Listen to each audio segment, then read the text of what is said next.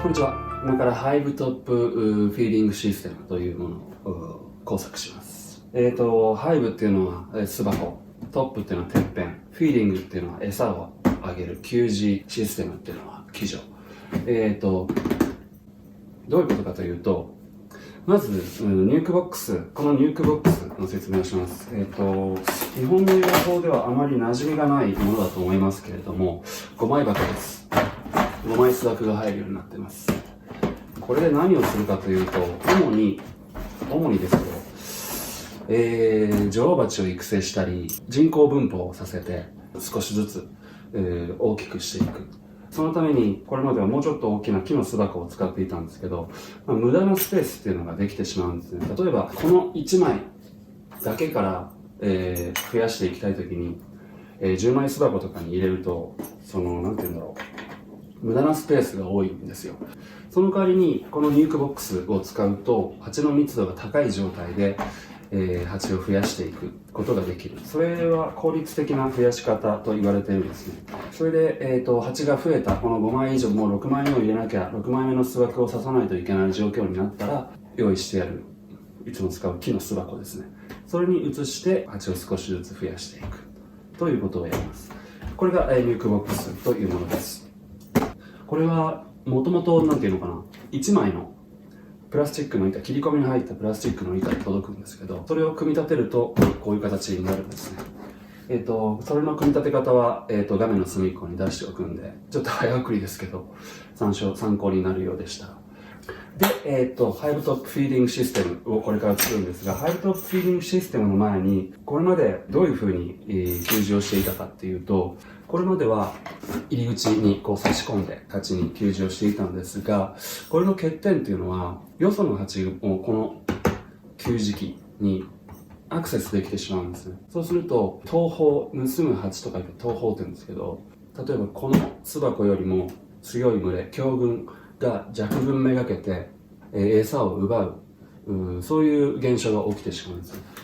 ちなみによく盗蜂じゃなくて糖蜜みたいな風に言うことがあるんですが、糖蜜と盗蜂は全然違うんです。糖蜜はまた別の意味があって、よその蜂に蜜を盗まれてしまうことは盗蜂と言います。で、ハイブトップフィー英語でも言いにくいんですけど、ハイブトップフィーディングシステムで何を使うかというと、メイソンジャーです。開いてないの。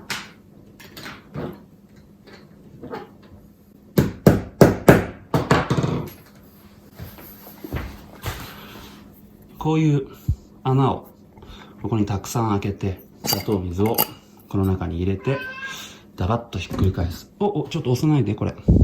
そうすると、何滴かポタポタポタっと落ちるんですけど、やはりこの中が真空になって、蜂がここから砂糖水を飲んだ分だけ砂糖水が少しずつ減っていくと。そういうものを、ハイブトップ、巣箱のてっぺんに置きます。でも、この巣箱のてっぺんに置いてもしょうがないので、これからここに穴を開けます。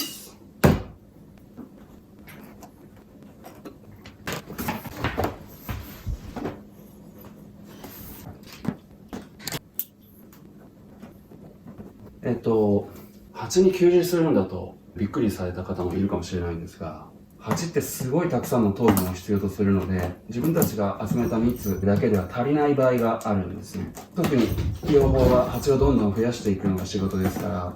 蜂が増えたらやっぱり餌も増やさないと、ある日突然でもないですけど、蜂が餓死してしまうということはあるんです。なので、蜜が大量に自然界から出ていない頃には、養蜂家は給仕をしないといけないんですね。さて、穴が開きました。ここに入るかな？入るね。いいね。このようにすると、この巣箱の中にいる蜂にしかここの砂糖水を飲むことができない。そういうシステムが出来上がるわけですね。給仕枠といって、砂糖水を入れる木の枠、ちょっと今手元にないんですけど、どっかないかな？ないな。それをこの中に入れるっていうやり方もあるんですけども、例えば5枚だったら5枚蜂が満タンになってしまった時に給仕する方法がないので、まあこのニュークボックスを使う上ではおそらくこのやり方が一番いいんじゃないかなと思います。以上、Hive Top Feeding System の改造工作動画でした。ご視聴ありがとうございました。